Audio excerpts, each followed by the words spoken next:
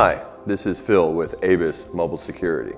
Today I want to show you the function of the Trigger 330 non-alarm disc-lock. The trigger works simply with one hand. Slide it onto the rotor, add your reminder cable, close the lock, extend your reminder cable to your lever so you don't forget that the bike is locked, and you're done. Reverse the process to remove it. Remove your memory cable,